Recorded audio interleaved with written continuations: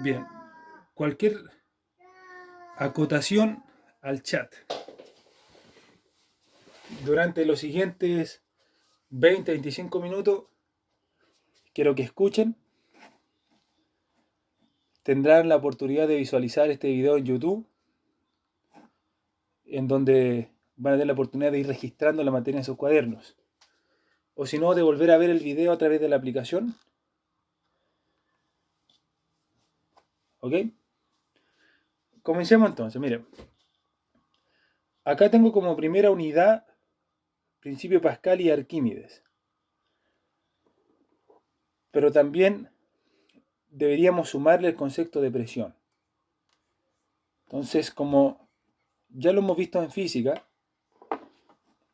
y como ya mencioné, la hidráulica tiene todas esas aplicaciones que ustedes pueden ver en su PPT que le estoy proyectando. Confírmenme si es que la ven. Lo espero. Perfecto. Podemos encontrar la hidráulica desde aplicaciones de lo que es la construcción de aviones, para ver lo que es la dinámica, cómo interactúa la velocidad con las presiones, y de esta forma los aviones puedan levitar. Podemos encontrar lo que es el principio de la hidráulica, o mejor dicho, la mecánica de fluidos, porque se comporta y estudiamos fluidos, hasta en el cuerpo humano, ya que si ustedes lo piensan, estamos constituidos por venas, arterias, y estos tienen comportamiento a ser conductos, y por ello circula un fluido, y este fluido es la sangre. Vamos a encontrar aplicaciones desde lo que es la energía eólica, porque el aire, el viento, es considerado un fluido gaseoso, etc. Continúo. Ahora, para poder comenzar a hablar de los fluidos, tenemos que introducir directamente lo que es el estudio de la materia. Vamos a encontrar en lo que es la materia 4 estados en esencia, entre ellos el plasma, el gas, líquido y sólido, pero quisiera hacer mención a los últimos 3. ¿En qué difieren estas sustancias? Básicamente van a diferenciarse en sus propiedades físicas, químicas, entalpía y entropía. Esos dos últimos términos se los voy a explicar a continuación. Pero también se van a diferenciar en cómo ellos responden cuando son aplicados agentes externos sobre ellos. Por ejemplo, la presión. Es por eso que comenzamos estudiando la presión cuando nos introducimos en lo que es la mecánica de fluido. Se van a diferenciar exactamente en lo que es su orden atómico. Ustedes saben que la materia está constituida por átomos. Los átomos dan paso a las moléculas, y las moléculas dan paso a los compuestos. Y como les tengo presentado ahí en la PPT, los sólidos tienden a tener enlaces ordenados, como le estoy construyendo en esta pequeña malla, en donde los círculos que estoy dibujando son los átomos y las barritas que dibujo vendrían siendo los enlaces. Este es el comportamiento de un sólido. Es un comportamiento ordenado, sistemático. Lo que provoca que sea difícil de mover, difícil de poder distorsionarlo o cortarlo. Por ende, no clasifica a ser como un fluido.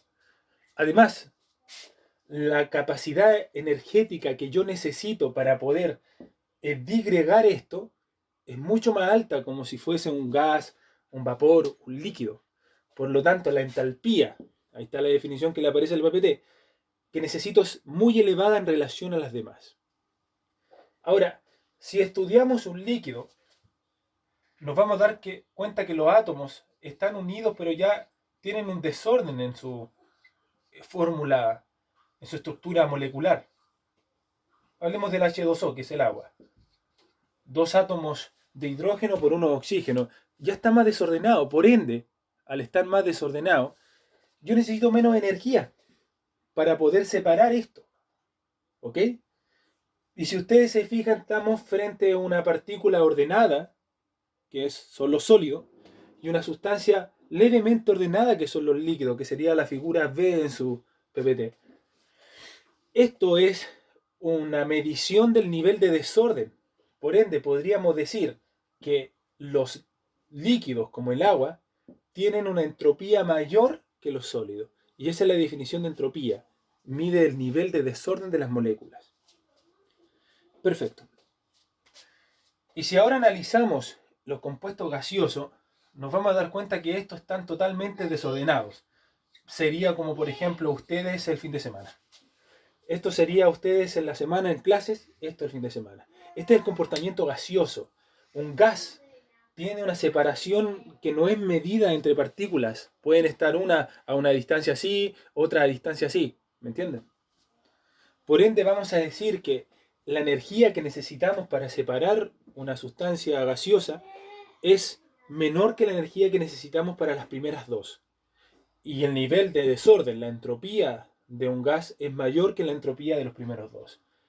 Son estos dos lo que clasifican como el concepto de fluido. ¿Y qué es fluido?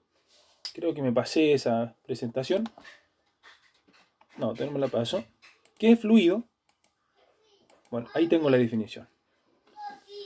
Un fluido es aquella sustancia que se deforma cuando se le aplica un esfuerzo tangencial, ¿ok? Si el fluido se deforma rápidamente al ser aplicado un esfuerzo, una sustancia, perdón, vamos a decir que es un fluido. ¿Quiénes clasificarán? Estas dos que ustedes pueden apreciar. Continuemos. Dentro de las propiedades de los fluidos, tenemos la siguiente. Se las voy a ir comentando porque a medida que avancemos, se las voy presentando con mayor detalle. Vamos a encontrar la viscosidad. La viscosidad es la resistencia que opone un fluido a ser desplazado, a que éste pueda escurrir por una carretera, perdón, por un conducto. Disculpen, estaba pensando en otro ramo. Vamos a hablar de la capilaridad, que es aquella propiedad física que tienen los fluidos de ir adhiriéndose a las membranas de las distintas sustancias con las que puede hacer contacto. En palabras simples y como ejemplo, es cuando ustedes colocan una parte de su pantalón en agua y al instante se dan cuenta que es como que el agua va ascendiendo por las membranas del pantalón. La cavitación. La cavitación principalmente se da en las bombas y es cuando nosotros estamos desplazando un fluido líquido y en ella se empieza a emerger una burbuja. La cavitación es muy peligrosa para lo que son las bombas. La tensión superficial. La tensión superficial es una pequeña capa que se da en la parte posterior o superior de los líquidos. Esa permite que objetos o cuerpos de poco peso puedan transitar sobre ella. Sigamos. Tengo también a la incompresibilidad. Ahí le puse, está mal la palabra, es incompresibilidad. Los fluidos líquidos tienen la característica de ser incompresibles. ¿Qué significa eso? Que nosotros vamos a intentar comprimirlo, pero estos no van a modificar su volumen.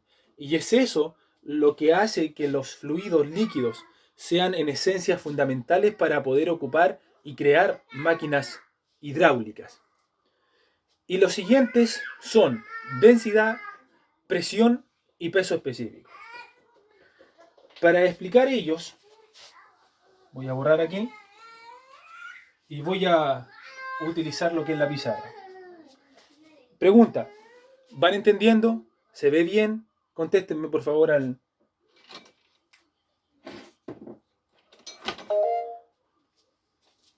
Perfecto, muchas gracias Berríos.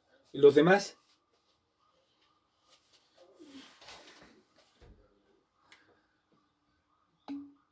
Muy bien. Muy bien. Perfecto. Continúo. Cuando empezamos a estudiar los fluidos, lo primero que debemos analizar es el concepto de presión. Como ya lo adelantamos en el diagnóstico, la presión es la relación que existe entre la fuerza que se aplica a un determinado área, expresándose como F partido en A. ¿Ok? Donde la fuerza es el vector y el área será el área de aplicación en donde ésta se está ejerciendo. Aquí lo tengo. Fuerza perpendicular área. Una de las condiciones principales para que la presión exista es que la fuerza se aplique de forma perpendicular al área de estudio. Ahí están los 90 grados. La presión la vamos a medir en pascales en el Sistema Internacional de Medida. El pascal es Newton partido en metro cuadrado. 1. La vamos a medir en PSI, y el PSI es libra-fuerza partido en pulgada cuadrada.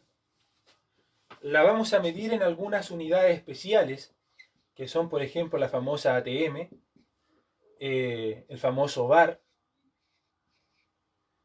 y los famosos miligramos de mercurio, haciendo honor a un científico que descubrió la presión que hacía el aire sobre una probeta de mercurio. Mercurio es una sustancia, un elemento líquido de mucho peso específico, de mucha densidad. Las principales relaciones entre ellas será que una ATM son 101.325 pascales, que una atmósfera son 14.7 psi. Esas son las que yo voy a utilizar. Y que una atmósfera es igual a 760 mmHg, miligramos de mercurio. Existe un concepto de presión que se le conoce como presión manométrica.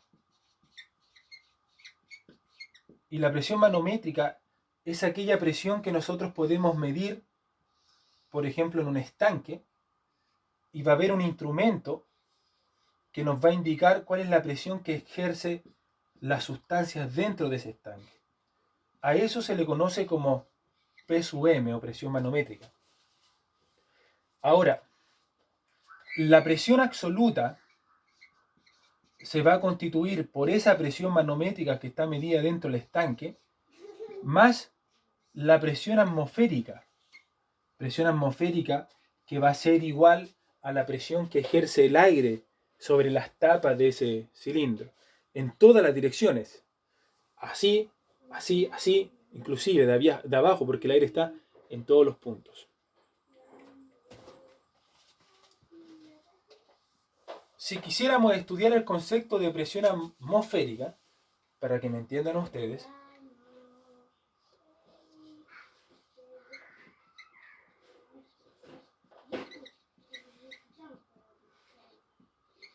la presión atmosférica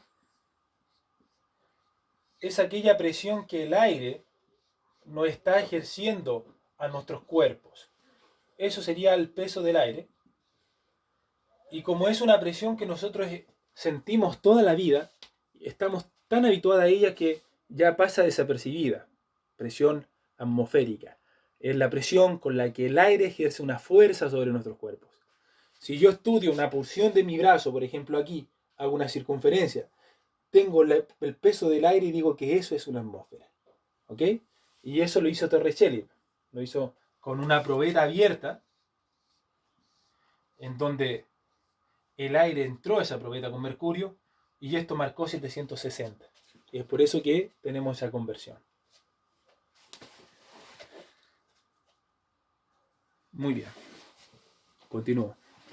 Me desaparezco un poco del plano porque estoy viendo que el celular no se me vaya a quedar sin memoria. Recuerden que estoy viendo esta clase de YouTube también. Dentro del transcurso de la tarde ya va a estar en YouTube. Se lo garantizo. ¿Preguntas, muchachos? Sí, no, sí.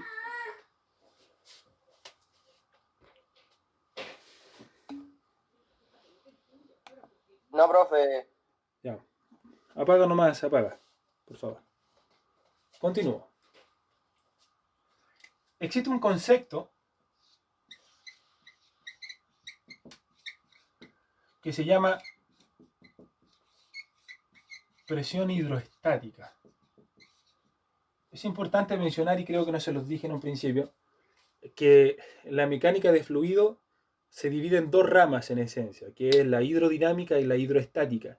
La hidroestática, que estudiamos básicamente fluidos en reposo, y la hidrodinámica estudiamos fluidos en movimiento.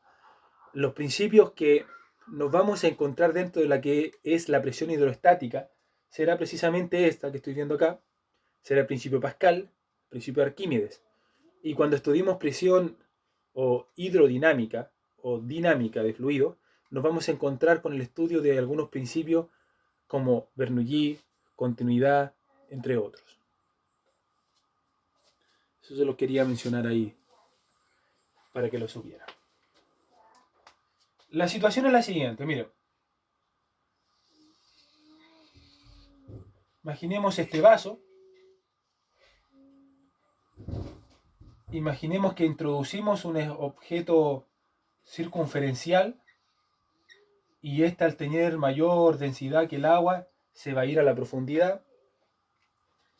Entonces, yo quisiera averiguar cuál es la presión que siente ese objeto acá, que le voy a colocar P2.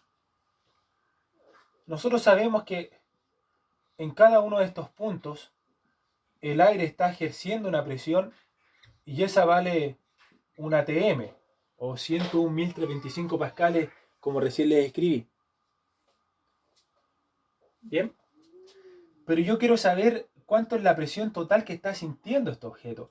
Pero qué sé yo, que sobre él está toda esta altura de agua, que le voy a colocar H. La forma de solucionar esto es imaginarse una columna de agua imaginaria, como lo estoy haciendo yo. Bien, y como esta agua tiene peso, tiene masa en el fondo, me va a estar ejerciendo una presión sobre ese objeto que yo tengo abajo. Entonces le voy a colocar, fíjense bien, F. Ahora, como esa F está siendo ejercida sobre este cuerpo o esta circunferencia, yo fácilmente puedo decir que el agua está ejerciendo una presión y a esa le voy a colocar presión H. No tan solo haciendo referencia al agua, H2O, sino también haciendo referencia a lo que es la presión hidrostática. De ahí la H. Ahora, esa H será el cociente entre esa fuerza que se aplicó y el área en donde se aplicó, que será A. ¿Bien?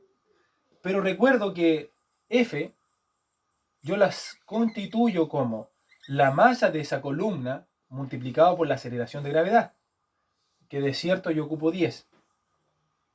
Partido en el área del objeto. Y como no conozco la masa, pero sí sé que estoy simulando un cuerpo cilíndrico, yo sé que el volumen de ese cuerpo cilíndrico es el área que coincide con ser esa, multiplicada por la altura, que es esta de acá. Entonces, recuerdo que la densidad es igual a masa partido en volumen. Voy a enfocar un poquito más abajo, ahí. Masa partido en volumen. Eso quiere decir que la masa será entonces la densidad por el volumen. ¿Ok? Si reemplazo entonces esto acá, me va a quedar que la pH, la presión hidrostática, será la densidad por el volumen por G. ¿Me siguen? Partido en área. Acá voy. Prosigo acá arriba. Ahora chequeo. La pH que yo estoy constituyendo hasta el momento tiene la densidad del fluido, que en este caso es agua, por el volumen que me ocupa esa columna en el fondo, por G partido en A. Pero me doy cuenta que ese volumen lo puedo reescribir como A por H. Entonces me va a quedar ρ A por H por G partido en A. Se van las A y nace el famoso concepto de presión hidroestática, ρHG o ρGH.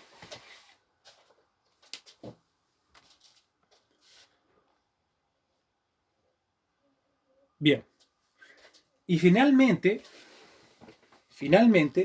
yo puedo decir que la presión que me siente el Señor o ese objeto a esa profundidad será la presión atmosférica que está ejerciéndose acá, más lo que conocí recién como presión hidrostática, ρHG. Y esta es la famosa fórmula de presión hidrostática. Perfecto.